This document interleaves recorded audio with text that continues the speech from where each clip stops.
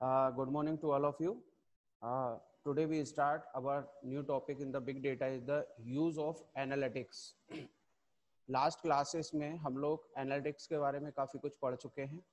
Big data analytics मतलब big data जो terminology use हो रही है इस समय करंट में, बिग डेटा में हमारे पास जो डेटा हम रिसीव कर रहे हैं, डेटा जो हमको मिल रहा है, जो ह्यूज डेटा या बिग डेटा जो हमें मिल रहा है, डिफरेंट टाइप का डेटा मिल रहा है, डिफरेंट कैरेक्टरिस्टिक्स का डेटा जो हमें मिल रहा है, उसको उस पर हमको एनालिसिस करना है ना. उस पर एनालिसिस करना है, उस पर एनालिटिक्स करके we will get the informations using some number of tools. Last class में हम लोग टूल्स के बारे में हम लोग को पढ़ा है कि डेटा डिफरेंट टाइप का होता है, उसमें डिफरेंट टाइप के टूल्स होते हैं, जिसमें हम लोगों ने इंफ्रास्ट्रक्चर के बारे में पढ़ा था कि infrastructure of the big data, जिसमें डिफरेंट नंबर ऑफ टूल्स के बारे में हम लोगों ने डिस्कस किया कि उसमें डेटाबेस क्या किस तरीके से अपना रोल करता है. हडूप का इंफ्रास्ट्रक्चर मैंने आपको एक्सप्लेन किया था, जिसमें हम लोग हाइप का यूज़ कर रहे हैं, जिसमें पिक स्क्रिप्टिंग लैंग्वेज का यूज़ कर रहे हैं, है ना. मशीन लर्निंग लाइब्रेरीज का हम लोग यूज़ करते हैं उसके अंदर. तो इस तरह से डिफरेंट नंबर ऑफ टूल्स हम लोग यूज़ करते हैं. जैसे हडूप है, हडूप के अलावा और भी बहुत सारे टूल्स होते हैं जिनका यूज़ डेटा को एनालिसिस करके, उसको एनालिटिक्स करके हम लोग इंफॉर्मेशंस को निकालते हैं, है ना. तो अब बात ये आती है कि why we are using use of the data analytics. Data analytics हम क्यों कर रहे हैं, क्यों हमारे लिए इम्पोर्टेंट है, ये एक बहुत समझने वाली चीज़ है. तभी हमारा एक इंटरेस्ट बनेगा कि हम इतना कुछ कर रहे हैं तो उससे हमें क्या क्या बेनिफिट्स हैं. तो big data analytics helps organizations harness their data and use it to identify new opportunities. क्या करता है बिग डेटा एनालिटिक्स की हेल्प से किसी भी पर्टिकुलर ऑर्गेनाइजेशन के लिए एक बेस तैयार होता है. किसी ऑर्गेनाइजेशन डेटा आइडेंटिफाई करता है कि उसकी क्या अपॉर्चुनिटीज हैं उसके लिए.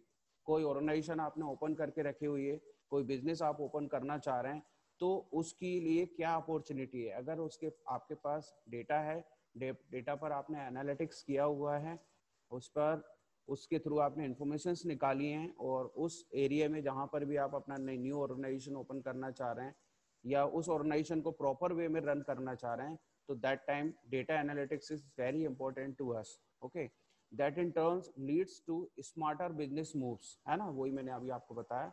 And it's a more efficient operations.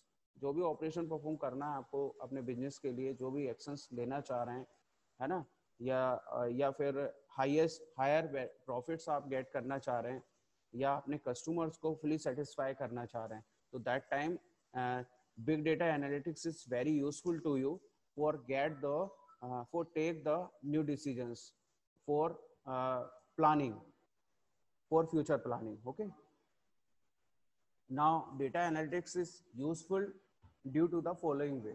कौन कौन से वजह से डेटा एनालिटिक्स हमारे लिए यूजफुल होता है. नंबर वन है cost reduction.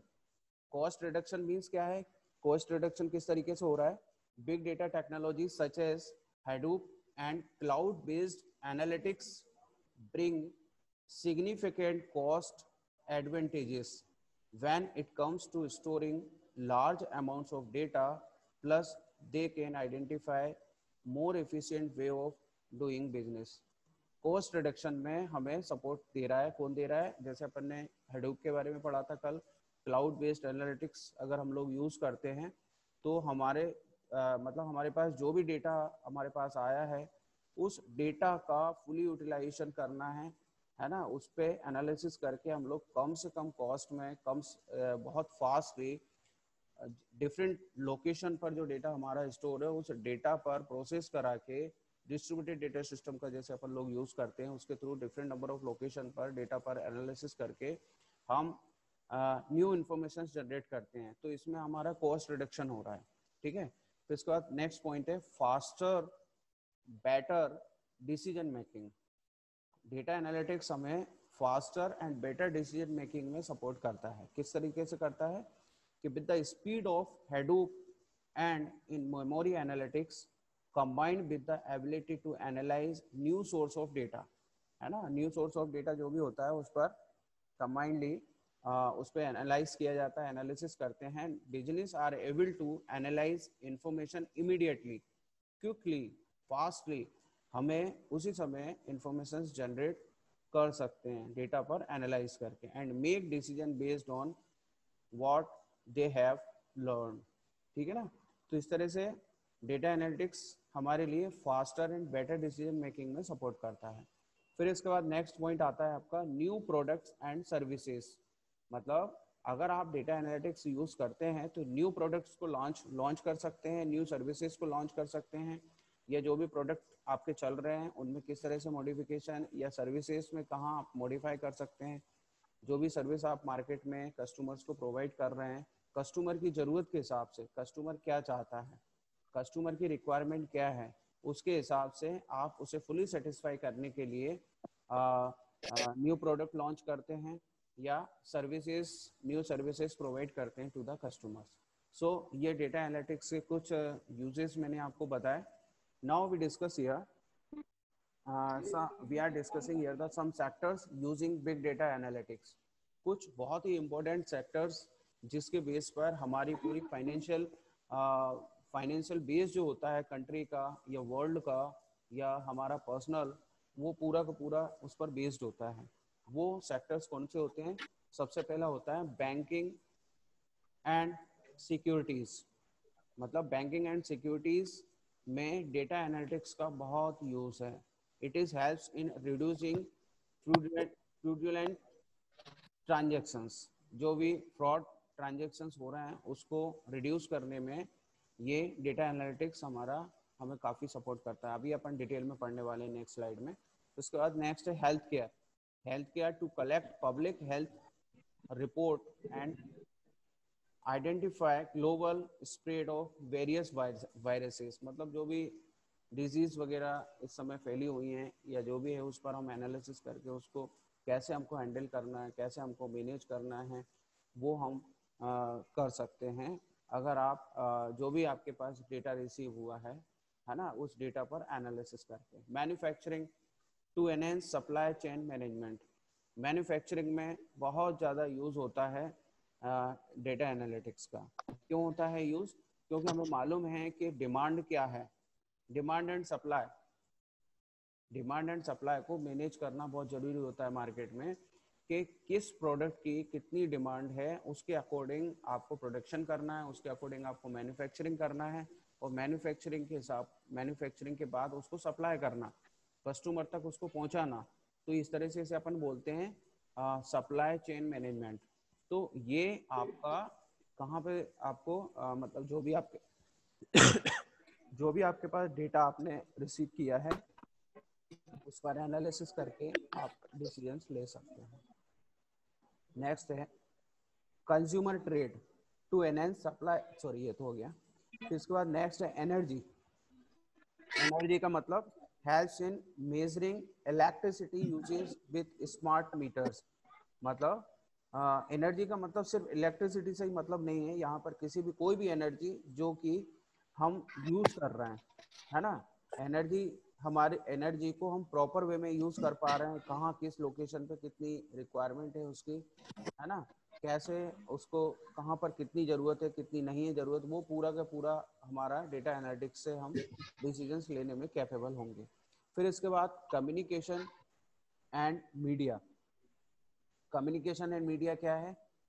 For simultaneously real time reports of several platform. इसको अपन अभी नेक्स्ट स्लाइड में डिटेल में पढ़ने वाले हैं। कम्युनिकेशन एंड मीडिया में इसका यूज करते हैं अपन लोग। फिर इसके बाद एजुकेशन सेक्टर में हम लोग यूज करते हैं to update and upgrade prescribe literature for rapid growth, है ना। तो जो भी न्यू कोर्सेज हैं, कौन से कोर्सेज कहाँ पर किस लोकेशन पर किस एरिया में रिक्वायरमेंट है, जहाँ इंडस्ट्री है वहाँ इंडस्ट्री से रिलेटेड कोर्सेज हमें चलाने चाहिए, जहाँ विलेजेस हैं, जहाँ रूरल एरिया है वहाँ देखना चाहिए कि हमें किस टाइप के एजुकेशन लोगों को रिक्वायर्ड है, जिससे कि वो जल्दी से जल्दी उनको अनएम्प्लॉयमेंट की प्रॉब्लम अपनी दूर कर पाएँ, पैसा कमा पाएँ। तो उसके लिए एग्रीकल्चर से रिलेटेड या और जो भी कोर्सेज हमको चलाने चाहिए वो हम डेटा पर एनालिसिस करके इमेजिनेशन या जो भी प्रिडिक्शंस हम लगाएंगे उसके बेस पर हम पॉलिसीज एजुकेशन के लिए बना सकते हैं, है ना। फिर इसके बाद insurance for developing new products and handling claims through analytics, है ना। न्यू प्रोडक्ट कौन से लेके आना है इंश्योरेंस के लिए, या उसको जो भी क्लेम कर रहा है उसको किस तरीके से आपको हैंडल करना है। एक्सीडेंटल इंश्योरेंस हो सकता है, हेल्थ इंश्योरेंस हो सकता है, और इसके अलावा होम इंश्योरेंस होता है, आजकल हर चीज़ का इंश्योरेंस होता है। तो मतलब वो इंश्योरेंस आपके एग्रीकल्चर इंश्योरेंस भी होता है, फसल बीमा जिसको अपन हिंदी में बोलते हैं। तो ये सारी चीज़ें आप गवर्नमेंट ऐसे ही अप्लाई नहीं कर देती। गवर्नमेंट को अप्लाई करने से पहले क्या करना पड़ता है, पूरा सर्वे करना पड़ता है। सर्वे का मतलब होता है कि वहाँ उस लोकल एरिया का डेटा वो कलेक्ट करते हैं, उस डेटा पर एनालिसिस किया जाता है, और एनालिसिस करने के बाद दे गेट द डिसीजन कि कहाँ पर हमें कौन सी स्कीम लेके आनी चाहिए, कहाँ पर किस तरह से इन्वेस्टमेंट हमको करना है। ये सारी चीज़ें प्रॉपर तरीके से बनाई जाती है प्लानिंग, इसके बाद उसको अप्लाई किया जाता है। ऐसे नहीं कि आंख बंद करके कोई सी भी स्कीम कहीं पर भी लेके आए, चलाया, मालूम पड़ रहा है वो फेल हो गई, चलने की कोई गारंटी नहीं है उसकी। तो इसमें data analytics is very useful to us in this time. और जब हमारे पास बिग डेटा है, जब हमारे पास हम लोग हर चीज़ को ऑनलाइन ऑपरेट कर रहे हैं, ऑनलाइन कम्युनिकेशन हो रहा है, ऑनलाइन ट्रांजेक्शन्स हो रहा है, सब कुछ ऑनलाइन चल रहा है। तो ऐसी कंडीशन में हमारे पास जो डेटा आ रहा है वो इजीली हमें अवेलेबल हो रहा है डेटा। बट ज़रूरत है उस डेटा को प्रॉपर अनस्ट्रक्चर्ड से स्ट्रक्चर्ड में कन्वर्ट करने की, और उस पर प्रॉपर टूल्स का यूज करके उस डेटा को एनालिसिस करके उस इंफॉर्मेशन के बेस पर प्लानिंग करने की। अगर वो हम प्रॉपर करते हैं तो हमारे लिए ये बहुत आसान रहेगा। फिर इसके बाद स्पोर्ट्स ट्रांसपोर्टेशन है। Transportation for better management traffic plan and logistics. Traffic congestion ना हो, किसी पर्टिकुलर एरिया में बहुत ज़्यादा ह्यूज ट्रैफिक ना हो जाए, उसको कैसे मैनेज करना है ना। तो उसको मैनेज करने के लिए उस ट्रैफिक को आपको डाइवर्ट करना है। मतलब कहीं ना कहीं हमने एनालिसिस किया है कि हम सिटी जा रहे हैं, अब सिटी जा रहे हैं तो सिटी में हमें मालूम है कि यार स्टेशन जाना है मुझे, तो स्टेशन के लिए मैं कौन सा रूट यूज़ करूँ कि जिसके थ्रू मैं सही जगह पर, मतलब बहुत कम टाइम में, without any facing the congestion of the traffic station तक मैं पहुंच जाऊं। तो उसके लिए गवर्नमेंट को भी ये पॉलिसी अप्लाई, गवर्नमेंट को भी ट्रैफिक को इस तरह से यूज़ करना चाहिए, ट्रैफिक को प्रॉपर मैनेज करना चाहिए कि किस पर्टिकुलर एरिया में कितने लोग दिन में बढ़ जाएंगे, ट्रैफिक दिन में क्या रहेगा, सुबह क्या रहेगा, मॉर्निंग में क्या रहेगा, ऑफिस आवर्स में क्या रहता है ना। तो अलग अलग टाइम में रहता है। तो उसको डाइवर्ट करने के लिए वो डेटा पर एनालिसिस करते हैं, समझते हैं उस चीज़ को, उसके हिसाब से इन फ्यूचर में वो प्लानिंग करते हैं कि इस तरह से हम प्रॉपर करें ताकि कहीं ट्रैफिक कंजेशन ना हो। तो वो भी आपका क्या कर रहा है, यहाँ पर जो बिग डेटा है या जो भी डेटा है उस पर हम एनालिसिस कर रहे हैं, उसके बेस पर ही हम लोग डिसीजन ले पा रहे हैं। इसी तरीके से स्पोर्ट्स स्पोर्ट्स जैसे स्पोर्ट्समैन जो भी होते हैं, डिफरेंट डिफरेंट स्पोर्ट्स, जैसे विंबलडन हो रहा है, वर्ल्ड कप हो रहा है, 2020 चल रहा है, तो ये अलग अलग स्पोर्ट्स होते हैं। तो इन स्पोर्ट्स में क्या होता है कि इंडिविजुअल प्लेयर का परफॉर्मेंस क्या होगा, कि अलग अलग लोकेशन पर मालूम पड़ रहा है कि वर्ल्ड कप इंग्लैंड में हुआ, इंडिया में हुआ, या ऑस्ट्रेलिया में होने वाला है। तो अलग अलग लोकेशन पर वहाँ का नेचर, वहाँ की पिच कैसी है, क्रिकेट की बात अपन करें तो पिच कैसी है, वहाँ के लोग कितने सपोर्ट आपको कर रहे हैं, वहाँ का इन्वायरमेंट कैसा है ना, वहाँ का इन फ्यूचर में मौसम कैसा रहने वाला है। ऐसी बहुत सारे प्रेडिक्शंस होते हैं जो कि हर टीम अपने आप में प्रेडिक्शंस के किस बेस पर लगाती है, on the base of the data. उस डेटा पर वो एनालिसिस करते हैं और एनालिसिस करके वो प्रेडिक्शंस लगाते हैं कि हमें क्या डिसीजंस इन फ्यूचर प्लानिंग हमें किस तरीके से करनी है। तो हमारे पास कैसे प्लेयर आएंगे, कैसी टीम आने वाली है, किस टाइप का वो खेलते हैं, है ना, उसके अकॉर्डिंग हमें अपनी टीम को बनाना है। उसी टाइप के प्लेयर हमको रखना है कि जो सामने वाली टीम से टक्कर ले पाए। तो ऐसी बहुत सारी चीज़ें होती हैं जो कि हम लोग यूज़ करते हैं डेटा एनालिटिक्स के थ्रू, हम लोग प्रिडिक्शंस लगा पाते हैं प्रॉपर, है ना। तो उसी को हमने यहाँ पर और ज़्यादा डिटेल में हमने देखा है कि बैंकिंग एंड सिक्योरिटीज़ में जैसे अपन लोग डिस्कस कर रहे थे, for monitoring financial markets through network activity monitors and natural language processor to reduce fraudulent transactions. मतलब क्या करना है यहाँ पर कि जो भी फाइनेंशियल मार्केट होता है उसमें मॉनिटर किया जाता है कि नेटवर्क सिक्योरिटी को मॉनिटर करते हैं, नेचुरल लैंग्वेज प्रोसेसर, या मतलब पूरे मार्केट को वॉच करते हैं वो, है ना। कहीं कोई किस एरिया में हम सपोज लोन पास करना है, हमको स्टूडेंट को लोन पास करना है, आपको लोन देना है, तो लोन देने से पहले बैंक ये सोचेगा कि आप किस ऑर्गेनाइजेशन में या किस पर्टिकुलर डिग्री के लिए अप्लाई कर रहे हैं, है ना, किस डिग्री के लिए आपने एडमिशन लिया है, फिर किस इंस्टीट्यूट में आपने लिया है ना, तो उसके हिसाब से वो लोन देगी। मालूम पड़ रहा है कि आपने बहुत अच्छी डिग्री के लिए बहुत अच्छे किसी गवर्नमेंट ऑर्गेनाइजेशन में या किसी पॉपुलर बहुत अच्छा ऑर्गेनाइजेशन जहाँ से ज़्यादातर जॉब मिल जाती है लोगों को, या ऐसी डिग्री आप कर रहे हैं, तो बैंक को लोन देने में कोई दिक्कत नहीं होती और दे देगी वो लोन आपको, जो भी एजुकेशन लोन आपको देते हैं। या किसी को फ्रॉड होने के चांसेस नहीं, उन्होंने एनालिसिस किया पूरा कि यार यहाँ इस फैमिली का पुराना जो भी इनका जो वो रहा है, क्या बोलना चाहिए कि उनका फीडबैक कैसा रहा है, पुराना कैसा रहा, रिपोर्ट कैसी रही, उनकी हिस्ट्री कैसी रही है, उसके बेस पर बैंक लोन देती है ना। किसी भी तरह का लोन देना हो या मतलब ऐसे डिफरेंट टाइप, मतलब या कहीं इन्वेस्टमेंट करना है तो इन्वेस्ट कर रहे हैं तो वो पैसा उनका प्रॉपर निकलेगा, कहीं ऐसा तो ना डूब जाएगा, ऐसी बहुत सारी चीज़ें होती हैं। तो वो क्या हो रहा है कि वो डेटा पूरा उसको वॉच करना, ये पूरा एनालिसिस करके इंश्योर करते हैं वो, and no illegal trading happens by monitoring the stock market. अब स्टॉक मार्केट में भी वही चीज़ होती है कि स्टॉक मार्केट में आपको शेयर मार्केट में स्टॉक मार्केट में पैसा इन्वेस्ट करना है तो वो पहले इंश्योर किया जाता है on the base of the data. तो डेटा पर एनालिसिस करके वो रिजल्ट्स निकालते हैं। इसके बाद कम्युनिकेशन एंड मीडिया, इसको अपन ने डिटेल डिस्कस नहीं किया था। देखिए, communication and media for real time reportage of events around the globe on several platforms, जैसे मोबाइल, वेबसाइट्स एंड टीवी पर जो भी टीवी के थ्रू जो भी कम्युनिकेशन हो रहा है साइमल्टेनियसली, उस पर एनालिसिस करना। जैसे music industry, a segment of media is using big data to keep an eye on the latest trends, which are ultimately used by auto tuning softwares to generate catchy tunes. तो इस तरीके से क्या होता है कि हम देखते हैं कि कौन सा चैनल सबसे ज़्यादा देखा जा रहा है ना, कौन सा चैनल सबसे ज़्यादा देखा जा रहा है, कौन सी मूवी सबसे ज़्यादा देखी जा रही है, या कौन सा सीरियल सबसे ज़्यादा देखा जा रहा है ना, उसको मॉनिटर किया जाता है।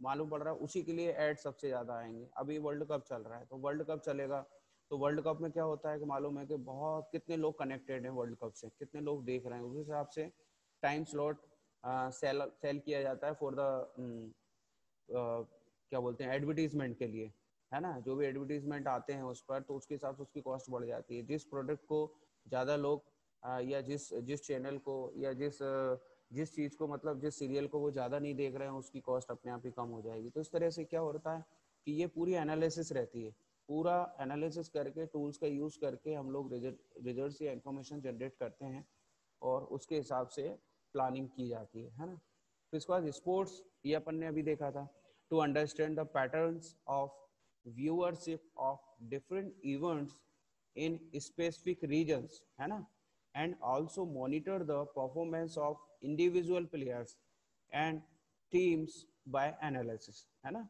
यही अपन ने डिस्कस किया था। Sport events like cricket world cup, FIFA world cup and Wimbledon make special use of big data analytics, है ना। तो इस तरीके से स्पोर्ट्स में हम लोग डेटा एनालिटिक्स का यूज करते हैं। फिर इसी तरीके से मतलब ये जितने सारे यूज आप देख रहे हैं, इससे आपको आइडिया लगा सकते हैं कि बिग डेटा का कितना यूज है, डेटा साइंटिस्ट की रिक्वायरमेंट कितनी है, मशीन लर्निंग कितना जरूरी है हमारे लिए, है ना। तो ये सारी चीजें इसके अंदर आ रही हैं। कि आपको इस फील्ड में अगर आप आते हैं, बिग डेटा में आते हैं, तो इनका डेटाबेस अलग है, वो सीख सकते हैं आप। इनकी स्क्रिप्टिंग लैंग्वेज अलग है, उसको आप न्यू टेक्नोलॉजी उसको लर्न करके एज अ डेटा साइंटिस्ट आप अप्लाई कर सकते हैं। मतलब सारी चीज़ें बिल्कुल एडवांस लेवल पर हैं, जिसको कि हम लोग शायद अभी पढ़ भी नहीं रहे हैं, समझ भी नहीं रहे हैं। अगर उसको आप पढ़ते हैं फाइनल ईयर के स्टूडेंट, तो आपके लिए जॉब के स्कोप बहुत ज़्यादा बन जाते हैं, है ना। इसके बाद हेल्थ केयर, हेल्थ केयर में to collect public health data for faster responses to individual health problem and identify the global spread of new viruses strains such as Ebola, है ना। Health ministers of different countries incorporate big data analytics tools to make proper use of data collect after census and surveys, है ना। तो जितनी भी health ministry होती हैं different number of countries की, दे कलेक्ट द डेटा, दे और analytic tools apply करके वो डेटा के बेस पर इंफॉर्मेशन जनरेट करते हैं, उसी के उस सर्वे के बेस पर they they make the plan, they take the decisions how much money have to be need to be invest to a particular region, particular area, है ना। तो इस तरीके से वो डिसीजंस ले पाते हैं। इसके बाद एजुकेशन सेक्टर है, तो अब एजुकेशन सेक्टर के बारे में भी अपन ने डिस्कस किया था अभी। To update and upgrade prescribed literature for a variety of fields which are witnesses rapid development, है ना। तो universities across the world are using it to monitor and track the performance of their students and faculties and map the interest of students in different subjects by attendance, है ना। तो इस तरीके से हम ये कह सकते हैं कि डिफरेंट नंबर ऑफ यूनिवर्सिटीज़ किस बेस पर न्यू कोर्सेज को लेके आती हैं, किस टाइप से वो पूरा मॉनिटर करती हैं, परफॉर्मेंस स्टूडेंट को भी मॉनिटर करती हैं, फैकल्टीज़ को भी उस हिसाब से ट्रेंड करती हैं, है ना। उस हिसाब से नए कोर्सेज आ रहे हैं, पूरा प्लानिंग, सब्जेक्ट, सिलेबस, सब कुछ उस हिसाब से जैसी मार्केट में रिक्वायरमेंट है। अब हमें मार्केट में रिक्वायरमेंट है, मालूम पड़ रहा है कि वर्ल्ड में मशीन लर्निंग, अब C++, जावा, .NET, ये सारी चीज़ें बहुत पीछे छूट गई। अब मालूम पड़ रहा है कि हम लोग पाइथन में आ गए हैं, हम आर लैंग्वेज में हम आ गए हैं, हम पिग में आ गए हैं, है ना। हमने कल जो भी हेडूप ये टूल्स या हाइव, ये अलग अलग टूल्स, अलग अलग लैंग्वेजेस जो मार्केट में आई हैं, है ना। तो ये कैसे आई हैं हमारे सिलेबस में, यूनिवर्सिटी के सिलेबस में वो चीज़ कैसे आ गई। मतलब एजुकेशन सेक्टर जो एजुकेशन मिनिस्ट्री जो होती है, वो मिनिस्ट्री क्या करती है या डिफरेंट नंबर ऑफ यूनिवर्सिटीज़ क्या करती हैं कि जो भी डेटा उनके पास उन्होंने कलेक्ट किया, उस डेटा पर एनालिसिस किया, और एनालिसिस करने के बाद उन्होंने ये पाया कि सबसे ज़्यादा हमें आज के समय के हिसाब से स्टूडेंट्स को अगर ट्रेंड करना है, एजुकेशन देना है, तो उसके लिए कौन से कोर्सेज होना चाहिए, उनका सिलेबस क्या होना चाहिए, उनके प्रैक्टिकल्स क्या होना चाहिए, ताकि उनको जल्दी से जल्दी वो नए अपने बिजनेस कर सकते हैं या कोई भी अच्छा जॉब उनको मिल जाए, है ना, जिस पर्पज़ के लिए उन्होंने इस डिग्री को किया है। तो ये सारी चीज़ें आपको कहाँ से मिल रही हैं, जो भी हमारे पास बिग डेटा मिल रहा है उस डेटा पर एनालिसिस करने के बाद। क्लियर। तो इसी तरीके से नेक्स्ट सेक्शन है इसके अंदर मैन्युफैक्चरिंग, टू इंक्रीज प्रोडक्टिविटी। क्या है? To increase productivity by using big data to enhance supply chain management, ये अपन ने भी डिस्कस किया था। Manufacturing companies use these analytical tools to ensure that are allocating the resources of production in an optimum manner which yield the maximum benefit। कोई भी manufacturing company होती है, कोई भी ऑर्गेनाइजेशन होती है, अपने बेनिफिट के लिए चाहती है कि सब मैक्सिमम बेनिफिट हो उसका। तो मैक्सिमम बेनिफिट के लिए जरूरी है कि सप्लाई चेन मैनेजमेंट यूज़ होना चाहिए। सप्लाई चेन मैनेजमेंट कब होगा? जब आपके पास पहले से कुछ आइडियाज़ होंगे, पहले से कुछ आपके पास गाइडलाइन हो, आपके पास पहले से आपके पास कुछ इन्फॉर्मेशन हो कि इन फ्यूचर में मार्केट इस तरीके से जाएगा, इन प्रोडक्ट्स की रिक्वायरमेंट होगी, इस एरिया में सबसे ज़्यादा डिमांड होगी। अब आप एक बात मैं बताऊं आपको कि आपको मालूम है कि पूरे वर्ल्ड का सबसे बड़ा मार्केट कहाँ है? सबसे ज़्यादा कस्टमर आपको कहाँ मिलेंगे? ऑब्वियसली सबको पता होगा एक चाइना है और दूसरा इंडिया सबसे बड़ा मार्केट है ना। तो अब चाइना ने तो अपनी खुद की पूर्ति खुद कर ली, खुद प्रोडक्शन कर रहे हैं वो, पूरे वर्ल्ड को भी दे रहे हैं वो, है ना, और खुद अंदर किसी को घुसने भी नहीं दे रहे हैं, है ना। अब हमारी कंट्री में हमारे पास क्या प्रॉब्लम है कि हमारे पास मैन्युफैक्चरिंग नहीं है, हमारे पास प्रोडक्शन नहीं है, we are dependent to another countries. तो ऐसी कंडीशन में हमें क्या चाहिए कि manufacturing, different number of manufacturing company should be established in the India. Mobile company, electronics items, computer, chip, laptop, ऐसी बहुत सारी चीज़ें हैं जिन पर आज भी हम, और जैसे आर्मी के लिए बहुत सारी चीज़ें हम लोग बाहर से इंपोर्ट करते हैं। तो ऐसी कंडीशन में हमें चाहिए कि ये सारी चीज़ें हम खुद क्यों नहीं बना रहे हैं। इसके लिए हमें ज़रूरी है कि पहले जो भी हमारा डेटा होगा उस डेटा पर हम एनालिसिस करते हैं, एनालिसिस करने के बाद हमको इन्वेस्टमेंट की रिक्वायरमेंट है। अब इन्वेस्टमेंट या तो हम खुद कर सकते हैं तो बहुत अच्छी बात है, अदरवाइज हम बाहर से अदर कंट्रीज के लिए भी हम इनवाइट कर सकते हैं उसके लिए, on the base of the analysis. अच्छा, अदर कंट्रीज भी इंडिया में इन्वेस्टमेंट कब करेंगी? जब वो खुद पहले जो भी डेटा है उस डेटा पर एनालिसिस करके उनको खुद पता होगा कि आने वाले 25 साल तक हम यहाँ मार्केट कर सकते हैं, तो हम करोड़ों रुपए का इन्वेस्टमेंट यहाँ पर कर पाएंगे, है ना, करेंगे। तो हमें बेनिफिट मिलेगा तो करेंगे, और नहीं मिलेगा तो हम इन्वेस्टमेंट नहीं करेंगे इंडिया में, है। तो ऐसी बहुत सारी चीज़ें होती हैं जिस पर हमारा बिग डेटा हमारे लिए यूजफुल होता है। फिर इसके बाद इंश्योरेंस सेक्टर की अगर अपन बात करें, for everything from developing new products to handling claims through productive analytics, insurance companies use business big data to keep a track of the scheme of policy which is the most in demand and is generating the most revenue। Clear? तो इसके बाद next है आपका consumer trade. Consumer trade क्या होता है भाई? To predict and manage staffing and inventory requirements. Consumer trading companies are using it to grow their trade by providing loyalty cards and keeping a track of them। Consumer trade, consume कितना हो रहा है, कैसे predictions हम लगाएंगे, कैसे उसको manage करना है, कैसे उसको जरूरत के हिसाब से मार्केट में आपको स्प्रेड करना है। तो ये सारी चीज़ें कंज्यूमर ट्रेड जो होता है वो भी कहीं ना कहीं बिग डेटा पर डिपेंडेंट होता है। फिर इसके बाद आता है transportation, for better route planning, है ना। अगर आपको बेटर रूट प्लानिंग करनी है तो बिग डेटा एनालिटिक्स जरूरी है। ट्रैफिक मॉनिटरिंग आपको करना है तो बिग डेटा आपके लिए बिग डेटा एनालिटिक्स यूज की जरूरत पड़ेगी। एंड मैनेजमेंट एंड लॉजिस्टिक्स, इस तरीके से for better route planning, traffic monitoring and management and logistic के लिए आपको इसकी जरूरत है। This is mainly incorporated by governments to avoid congestion of traffic in a single place। ये अभी अपन ने डिस्कस किया था कि अगर आपको गवर्नमेंट को कंजेशन को ट्रैफिक को कंजेशन ऑफ ट्रैफिक को रिमूव करना है तो that time we need the prediction, we need the information. अब इंफॉर्मेशन कहाँ से मिलेगी? इंफॉर्मेशन मिलेगी आपको डेटा से, और डेटा से इंफॉर्मेशन कैसे मिलेगी?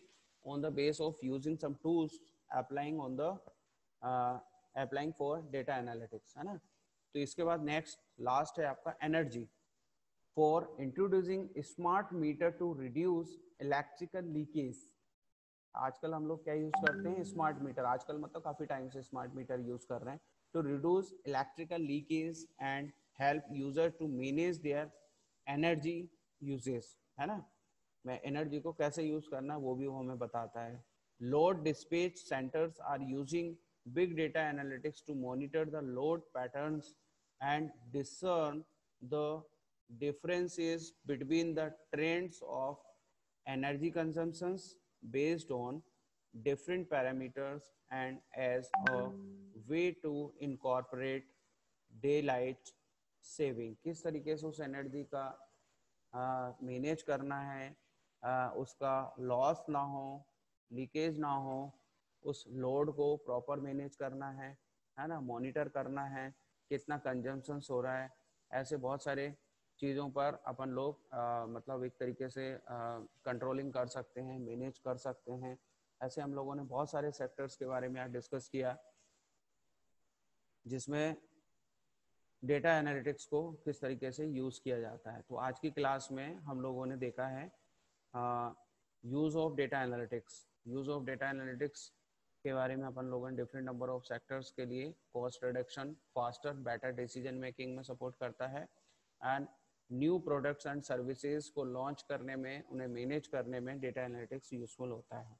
अब बात आती है कि ये डेटा एनालिटिक्स कहाँ कहाँ यूज़ हो रहा है। तो डिफरेंट नंबर ऑफ सेक्टर्स के बारे में अपन ने डिस्कस किया अभी। कौन कौन से सेक्टर्स ऐसे होते हैं जहाँ पर हम लोग इसका यूज़ कर रहे हैं, है ना। तो बैंकिंग एंड सिक्योरिटीज़ में, हेल्थ केयर में, है ना। और इसके बाद